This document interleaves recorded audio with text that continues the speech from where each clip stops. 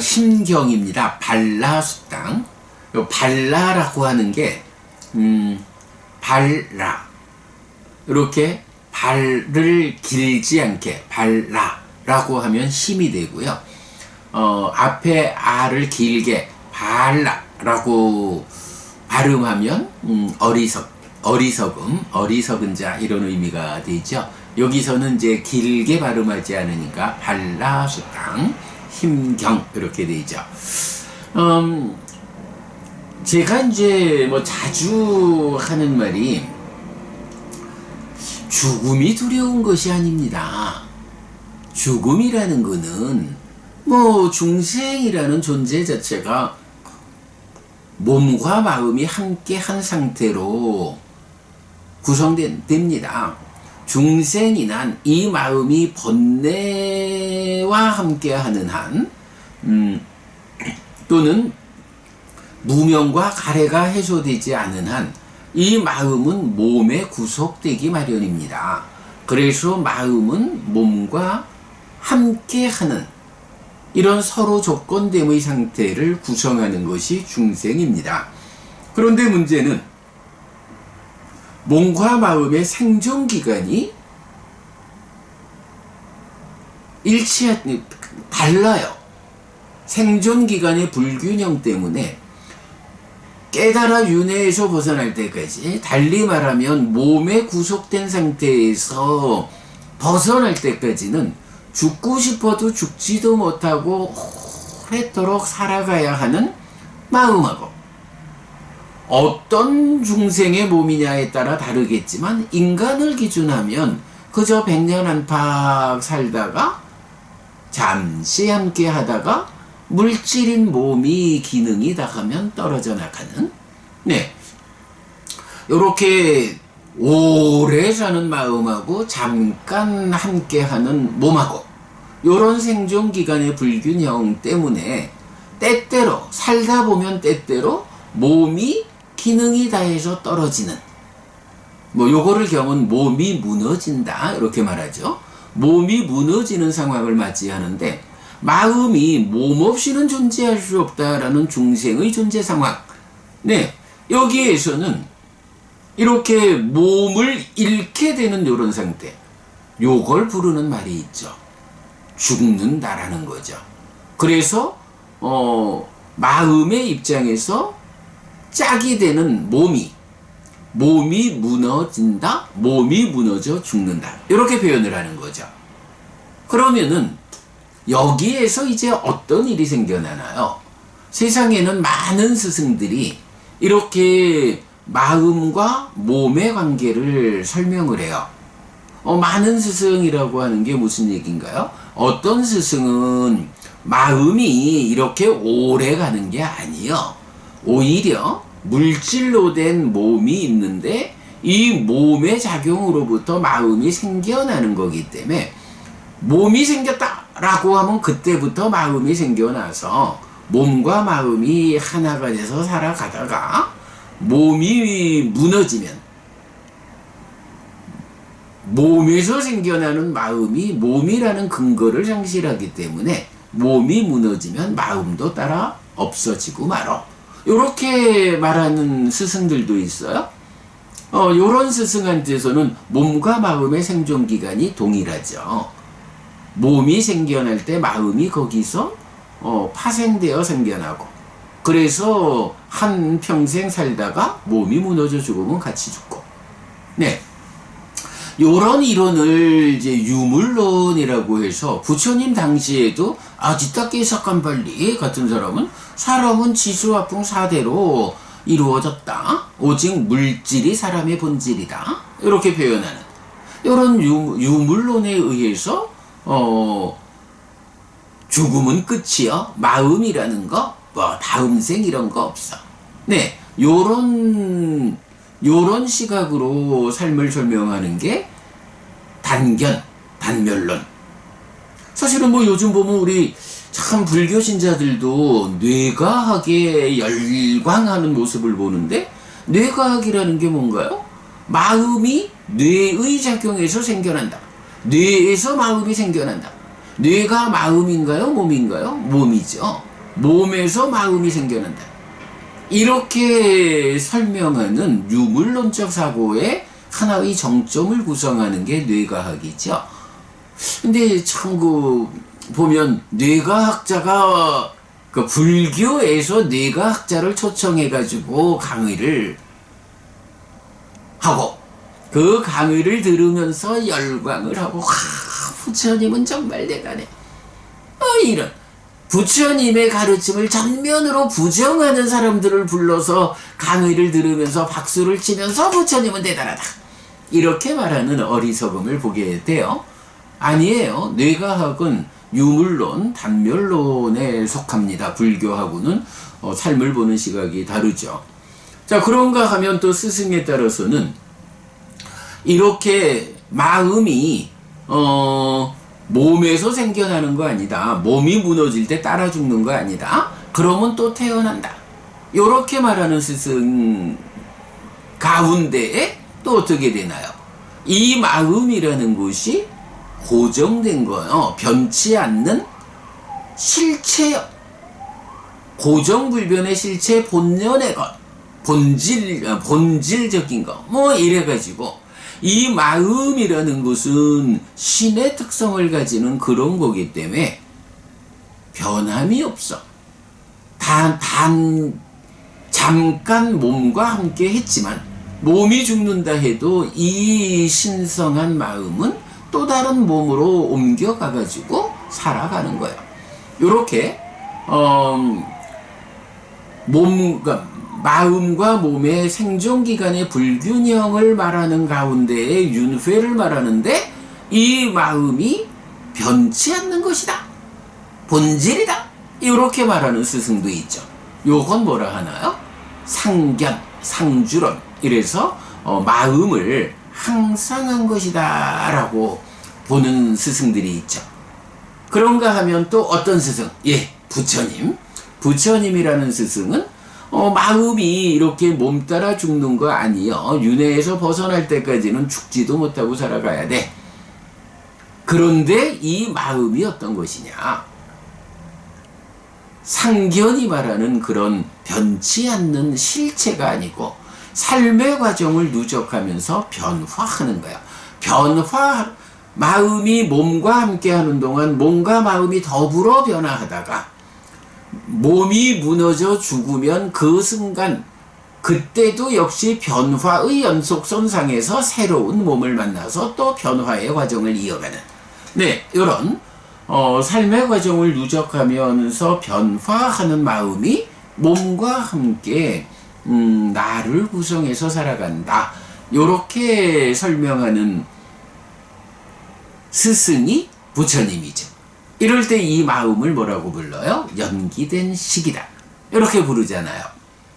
자, 그래서 그러면 이제 여러 스승의 가르침 중에 어떤 스승의 말씀이 사실일까?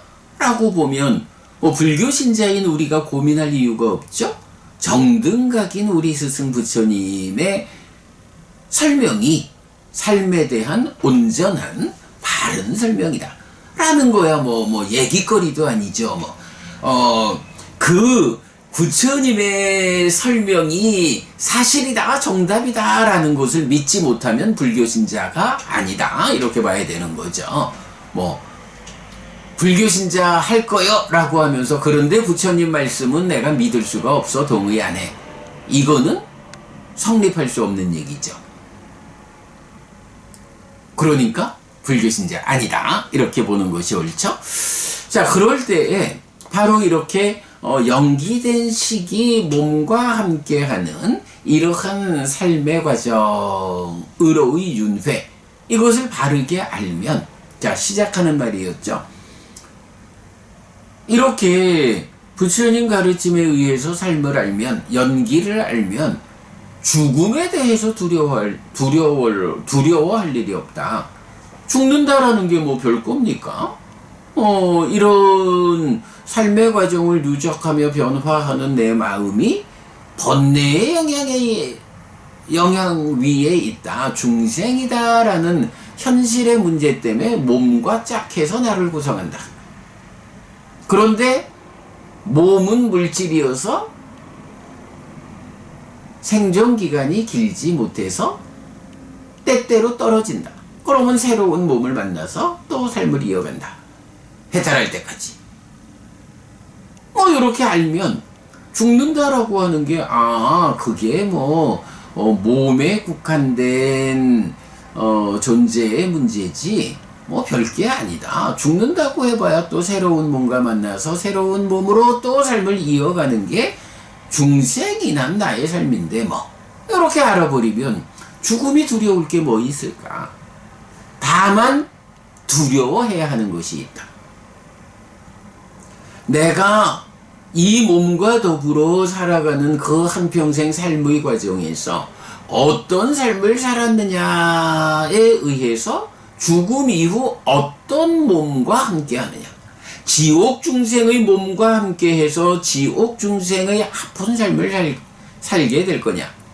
축생의 몸과 함께 해서 축생으로의 그 비참한 삶을 살게 될 거냐. 아귀의 몸과 만나가지고 아귀의 아픈 삶을 살 거냐. 인간의 몸을 만나서 지금 정도의 삶을 살 거냐. 신의 몸을 만나서 하늘에 태어나 더 행복한 삶을 살게 될 거냐. 이런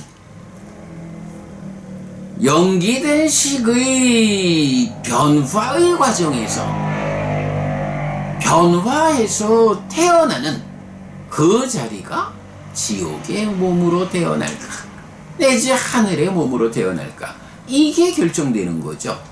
그러니까 정말로 우리가 죽음은 두려워할 일이 없다. 다만 두려워해야 하는 것은 무엇이냐. 내가 지금 나의 삶이 나를 지옥이나 축생이나 악귀로 끌어당기는 그런 힘을 가지는 악업을 짓고 있지는 않는가. 내가 나를 하늘로 끌어당기는 힘을 가지는 선업을 잘 실천하고 있는가. 이렇게 지금 나의 삶이 어떤 질적 삶을 살고 있느냐, 이걸 걱정해야 하죠.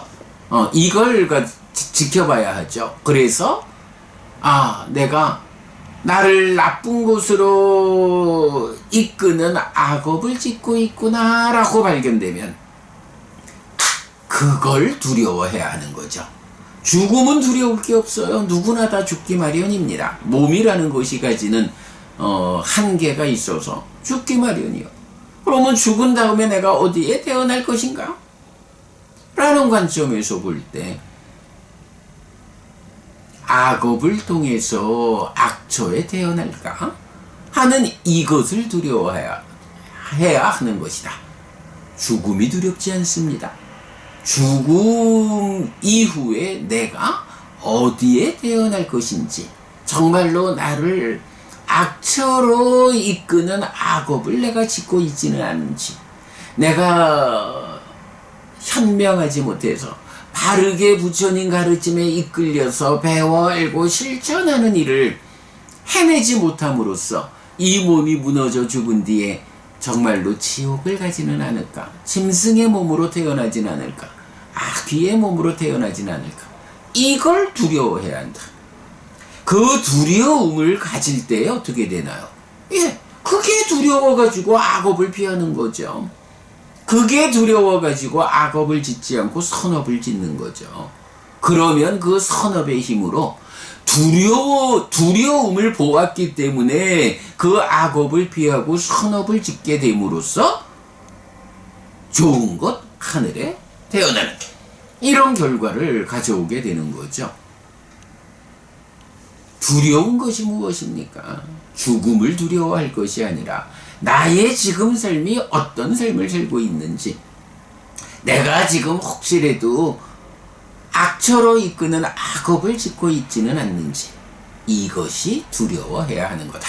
그래서 경은 보면 이런 두려움을 보아가지고 극복하자, 위험을 보는 자, 이런 이야기를 많이 하잖아요.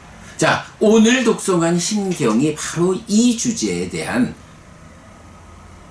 답을 주는 경이죠. 자, 그래서 네 가지 힘을 갖춘 성스러운 제자는 다섯 가지 두려움을 극복한다. 이렇게 말하죠. 자, 다섯 가지 두려움이 뭔가요? 첫째, 생계에 대한 두려움. 뭐니 뭐니 해도 먹고 살아야죠. 가족들과 더불어 먹고 사는 일에서 어려움이 없어야 한다. 먹고 사는 일에 어려움이 있다면 이것은 참으로 두려운 일이다. 네, 생계에 대한 두려움이죠. 두 번째, 나쁜 평판에 대한 두려움이죠. 에휴, 그 사람은 사람이 못됐어. 라고 나에 대한 평판이, 우리 가족에 대한 평판이, 우리 스승에 대한 평판이 나빠지면 어떻게 돼요? 평판 나쁜 사람한테 주변 사람들이 잘해주나요? 당연히 사는 일이 힘들어지죠. 그러다 보면 생계조차 해결하기 어려울 수도 있죠. 이렇게 생계에 대한 두려움은 더 나아가서 나쁜 평판에 대한 두려움을 갖게 되죠. 그리고 세 번째가 내가 세상을 만나는 것으로의 삶에서 세상을 만나기 위해서 어딘가 가야 되는데 거기에 모여있는 사람들이 나를 흉보지 않을까? 라는, 결국은 내가 뭔가 말로 행위하는 일이 온전하지 못하면 어떤 곳에든 가서 그들과 함께 해야 하는데 그들이 나의 행위 때문에 나를 배척하지 않을까 해서 모임에 갈 때 당당하지 못한 이런 두려움이 있죠. 그리고 네 번째가 뭐니 해도 죽음에 대한 두려움을 사람들이 가지죠.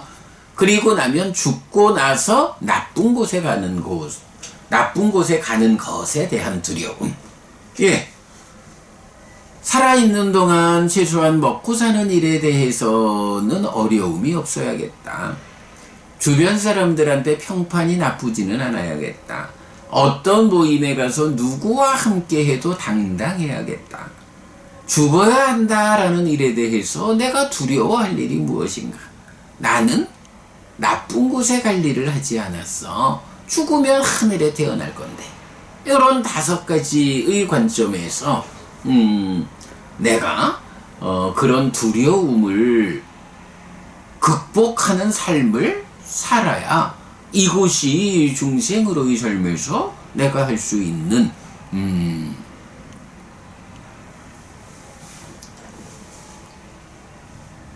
잘 사는 삶이죠. 자, 그럴 때 이제 부처님, 저는 계속 어떤 업을 짓느냐에 따라서 이렇게 말하는데, 결론은 그거지만, 이제 오늘 힘경에서는 바로 그런 다섯 가지 두려움을 극복하기 위해서는 네 가지의 힘을 가지면 된다.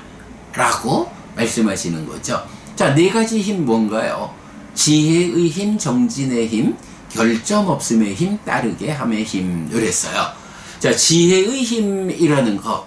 지혜는 보통 무상을 보는 자라남 줄어듦, 생겨남 무너짐, 요걸 보는 게 이제 지혜, 이렇게 정의가 되는데, 오늘 신경에서는 무엇이 지혜의 힘이냐라고 하면서 유익하고 유익하다고 동의된 법들, 무익하고 무익하다고 동의된 법들, 결점이 있고 결점이 없다고 동의된 법들, 결점이 없고 결점이 없다고 동의된 법들, 나쁘고 나쁘다고 동의된 법들, 여기네. 좋고 좋다고 동의된 법들, 실천해야 하고 실천해야 한다고 동의된 법들, 실천하지 않아야 하고 실천하지 않아야 한다고 동의된 법들, 성자에게 어울리지 않고 성자에게 어울리지 않는다고 동의된 법들, 성자에게 어울리고 성자에게 어울린다고 동의된 법들은 지혜에 의해서 알려지고 이해된다. 이렇게 보면 지금 여섯 가지 부정적인 측면, 긍정적인 측면을 말하고 있죠. 지혜라는 것이 바로 이런 여섯 가지 측면으로 해서 나쁜 거와 좋은 거, 요것을 지혜에 의해서 알려지고 이해된다. 이렇게 말하거든요. 결국은 지혜라는 것이 이렇게 여섯 가지를 예를 들지만 어떤 것이 나쁜 것이고 어떤 것이 좋은 것인지, 지금 내가 행하고 있는 것이 나쁜 측면에 속한지 좋은 측면에 속한지 요거 구분해서 아는 요런 힘을 지혜의 힘이다, 이렇게 말하죠. 달리 말하면 옳다 그르다, 옳고 그름에 대해서 잘 판단하는 힘, 요것이 지혜의 힘이다. 근데 여기서 옳고 그름의 판단이라고 하면 뭔가요, 여러분? 우리 사띠 삼파잖냐 또는 사또 삼파자나 라고 자노 해서 염정지, 알아차려서 옳고 그름을 판단하는, 이렇게 나오죠. 또 사념처 수행할 때 아따피 삼파자노 사띠마, 알아차린다, 마음의 현재를 발견해서 사띠 삼파자노, 옳고 그름을 판단해서 그름은 버리고 옳음으로 돌아가고 옳음은 유지 향상하는 노력을 한다. 아따피 삼파자노 사띠마. 자, 사띠 삼파잖냐 또는 사또 삼파자노에서도 사띠라는 말과 삼파자노라는 말이 함께 나타나서 염정지, 알아차려서 옳고 그름을 판단한다, 이렇게 나오고, 아따피 삼파자노 사띠마 해서도 마음의 현재를 발견해서 옳고 그름을 판단해서 노력하는, 삼파자나 뭐 삼파잔냐라고 하는 말에 그 삼파잔냐를 가진 자 삼파자나, 그렇게 우리가 알고 있죠. 바로 요 삼파잔냐라고 하는 것이 옳고 그름을 판단하는 그런 지혜의 힘. 아, 삼파잔냐라는 것이 지혜의 한 가지구나, 요걸 알 수가 있죠. 예, 이렇게 지혜의 힘이라는 것은 옳고 그름을 판단하는 힘이다. 무엇이 정진의 힘이냐라고 하면, 이제 요렇게 나쁘다고 판단된 거 나쁘다고 판단된 거 6가지에 대해서는 버리기 위해서 관심을 생기게 하고 노력하고 힘을 다하고 심을 돌보고 애쓴다. 좋은 거라고 판단되는, 좋은 거 6가지에 속한다고 판단되는 것들은 그것을 얻기 위해서 관심을 생기게 하고 노력하고 힘을 다하고 심을 돌보고 애쓴다. 이게 정진 노력이다. 나쁜 것은 버리기 위해서, 좋은 것은 얻기 위해서, 그렇죠. 버리고 얻고 하기 위해서 관심을 생기게 하고 노력하는 요게 정진의 힘이다. 노력이라는, 결국 노력의 의미는 아무렇게나 참 애만 쓴다, 어디 가는 길인지도 모르고 열심히 달려만 간다, 이거 가지고는 성과를 못 내죠. 우리가 늘 속력보다 중요한 게 방향입니다. 그러니까 방향이 고려된 속도입니다, 이렇게 말하잖아요. 바로 정진이라는 것도 지혜의 힘에 의해서 나쁜 거 좋은 거가 구분이 되면, 요런 판단에 의한 구분이 위해서 나쁜 거는 버리는 노력이고 좋은 거는 얻는 노력이거든요. 예, 요런 노력에 대해서 분명해야 하고, 그 다음에 3번째가 결점 없음의 힘인데, 여기서는 결점 없는 신업, 구업, 의업을 갖춘다. 그러니까 몸과 말과 마음으로 결점 있는 업을 피하고 결점이 없는 업을 갖추어 실천한다. 그러면 여기서 결점이 있다라는 업은 어떤 것이냐? 여기선 뭐 우리가 잘 아는 이야기죠.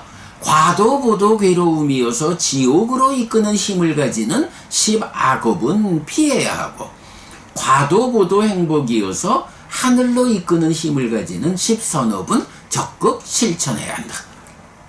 이렇게 말할 때 바로 과도보도 괴로움인 지옥으로 이끄는 힘을 가지는 10악업이 뭔가요? 결점 있는 행위죠. 과도보도 행복이고 하늘로 이끄는 힘을 가지는 10선업이 바로 지금 말하는 결점 없는 행위죠. 결점 없음의 힘, 결점 없는 신고의 3업을 갖춘다. 몸과 말과 마음으로 10가지 불선업, 봐도 보도 행복이고 하늘로 이끄는 힘을 가지는 이 10선업을 실천하는 거, 이게 결점 없음의 힘이다. 그리고 이제 마지막 무엇이 따르게 함의 힘인가 라고 나오죠. 그래서 이 따르게 함에서 바로 이제 어저께 보았던 그 따르게 함에 관한 얘기죠. 보시에어 이행동사. 이럴 때 보시 가운데는 법시가 으뜸이다. 보시는 뭐 제시법시, 물질적으로 베푸는 보시와 가르침을 베푸는 보시에서 제시법시 이러죠. 물론 무예시가 또 있지만 무예시 여기에서는 제시법시 두 가지를 비교하는 거로 보면 되고, 그때 법시가 으뜸이다. 그러면 사랑스러운 말에서는 어떤 것이 으뜸이냐라고 하니 뭐 그냥 어떤 형태로든 좋은 이야기, 사랑스러운, 요렇게 말하지 않죠? 그 사랑스럽게 좋은 이야기를 하는데 그 가운데 으뜸은 누구에게 말하느냐? 원하고 귀를 기울이는 자에게 반복해서 법을 설하는 것. 법을 설한다는 게 법시잖아요? 이런 법시라는 보시행을 듣고자 하는 자, 원하고 귀를 기울이는 자에게 반복해서 설하는 것. 이게 사랑스러운 말 중에 으뜸이다. 그렇게 말하죠. 어쨌든 여러분, 뭐 제가 이렇게 강의를 해도 그렇고요. 여러분, 우리가 뭐 아이들 앉혀놓고 말할 때도 그렇고 뭐 여러 경우에 듣고자 해서 귀를 기울이는 사람, 요런 사람한테 말을 하는 일이 얼마나 행복해요. 그러나 듣고자 하지 않고 아이고 저 늙은이 언제 빨리 말 마치나, 요런 사람한테 말을 해가지고는 말하는 성과를 얻기가 힘들죠. 예, 그래서 원하고 귀를 기울이는 자에게 반복해서 법을 설하는 것이 가운데 으뜸이다. 그 다음에 믿음이 없는 자에게 믿음의 성취를 위해 부추기고 들어가게 하고 확립하게 한다. 계를 경시하는 자에게 계의 성취를 위해, 이기적인 자에게 보시의 성취를 위해, 어리석은 자에게 지혜의 성취를 위해 부추기고 들어가게 하고 확립하게 하는 것이 이행 가운데 으뜸이다. 이렇게 말하는데요. 요 이행 가운데 으뜸, 요게 내용이 뭔가요? 믿음과 계와 보시와 지혜라고 하는 이 네 가지 법이죠. 이 네 가지 법이 특히 제가 신자의 입장에서는 뭐 신행의 근본 자리에 우리 두고 있잖아요. 이런 믿음과 계와 보시와 지혜라는 이 네 가지를 가지지 못한, 그걸 갖추지 못한 사람한테 그거를 갖춰야 한다라고 부추기고 들어가게 하고 확립하게 해주는 이런 일이 사실은 어떤 일보다도 그에게 이익을 주는 일이다 라고 해서 이행 가운데 으뜸이다. 요거 뭐 우리 뒤에 공부하겠습니다만은 심지어 부모님에 대한 은혜 갚음이라는 데서도 어떻게 나와요? 부모님이 나를 길러주고 세상을 알려준 이런 은혜가 너무 크기 때문에 뭐 그야말로 100년 동안 한쪽의 어머니를 한쪽의 아버지를 어깨에 올려 모시고 극진히 모신다 해도 참 그 부모님의 은혜를 다 갚았다 할 수 없다. 그러나 부모님의 은혜를 갚았다 할 수 있는 한 가지 방법이 있다. 바로 이 믿음과 계와 보시와 지혜라는 이 네 가지 법을 갖추지 못한 부모님에게 이 네 가지를 갖추도록 부추겨 드리는 일, 이것이야말로 부모님의 은혜를 갚는 것이다. 왜 그러냐? 사실 뭐 살아계신 동안 이것저것 편하게 잘 모시는 것도 중요하지만, 그러나 그거는 부모님이 그 늙은 몸을 이끌고 한평생 살아가는 동안에 좀 편리를 드리는 거예요. 그러나 이 네 가지, 믿음, 계, 보시, 지혜라는 네 가지를 내 부모님이 갖추시도록 만들어드리면 그 네 가지에 의해서 어떤 일이 부모님한테 생겨요? 예, 부모님이 한평생 갈수록 괴로움은 줄어들고 행복은 늘어나는 삶을 살게 되고, 그리고도 결정적으로 죽은 다음에 돌아가신 뒤에 하늘에 태어나시다.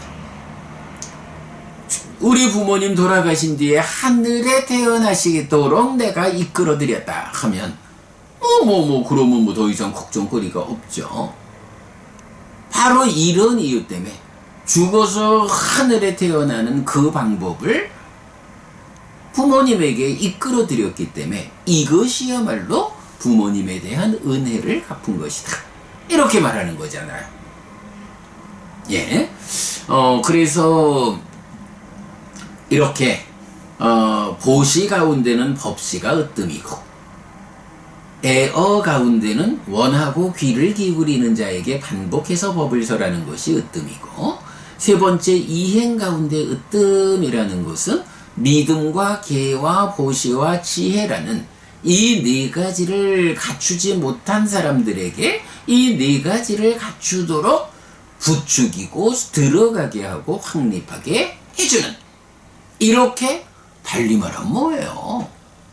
이게 그에게 법을 설해서 그가 부처님 법을 배워가지고 알고 실천하도록 이끌어줌으로써 그의 삶을 향상으로 이끌리게 해주는 그런 일이니까 그야말로 그에게 이로움을 주는 행위 가운데 으뜸이다. 이렇게 말하는 거죠.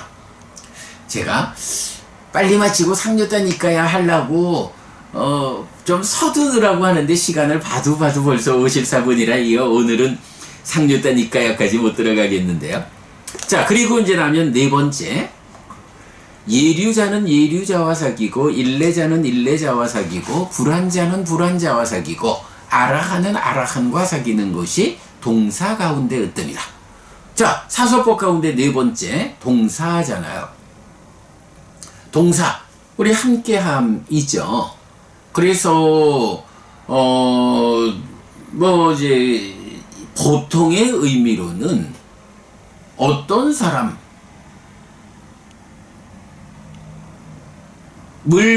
위해서 내가 그를 위해서 어떤 일을 해준다라고 할 때는 이렇게 보시, 애어, 이행이라는 세 가지에 더해서 동사, 함께함이라는 의미로 설명되는 게 뭔가요? 그한테 무언가를 베푼다는 것도 중요하고, 그에게 사랑스럽게 말하는 것도 중요하고, 그에게 이익되는 행위를 하는 것도 중요하지만, 사실은 결정적으로 그를 위해서 할 수 있는 거는, 야, 너 좀 여러 가지 어렵지? 내가 좋은 모임이 하나 있거든. 당신 우리 모임에 들어와. 우리 모임에 딱 끼워주면 모임에 들어오는 그 순간 당신은 우리 모임에 있는 많은 사람들로부터 회원으로 인정받으면서 존중받으면서 그가 당신이 살면서 어려움이 있을 때 도움받고 보호받게 될 거야. 우리 모임에 들어와. 이래가지고 사실은 저도 출가 전에 이리저리 이런 모임에도 들어가고 저런 모임에도 들어가고 이래 해봤지만 우리가 두려움에서 보는 모임에 당당하지 못한 그런 삶을 내가 살지만 않으면, 내가 그 모임에서도 열심히 그 모임의 일원으로서의 역할에 충실하면, 모임에 당당하지 못한 두려움만 없게 내가 살면 어떤 모임에 내가 들어갔느냐 하는 것이 사실은 내 삶의 레벨을 결정해 주잖아요. 특히 이 모임에 속한다는 것이 중요한 게, 제가 이런 얘기 자주 해요.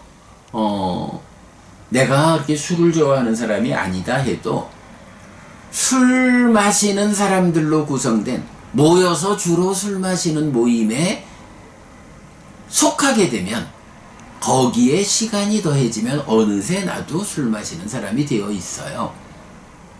모여서 봉사하는 모임에 들어가면 내가 게으르고 다른 사람을 위해서 거의 이런 자애의 마음 잘 없다 해도 그 모임에 속해 있다라는 것이 가지는 힘 때문에 봉사 모임에 속한 사람의 시간이 더해지면 나도 봉사하는 사람, 보시하는 사람이 되어 있거든요.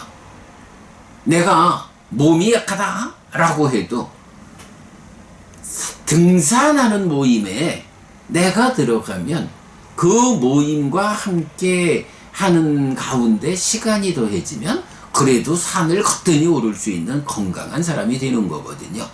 내가 공부하는 모임에 들어가면 공부 뭐 해 하고 공부를 싫어하고 어려워하고 하는 사람도 그 모임에서 시간이 더해지면 공부하는 사람이 되어 있는 거거든요.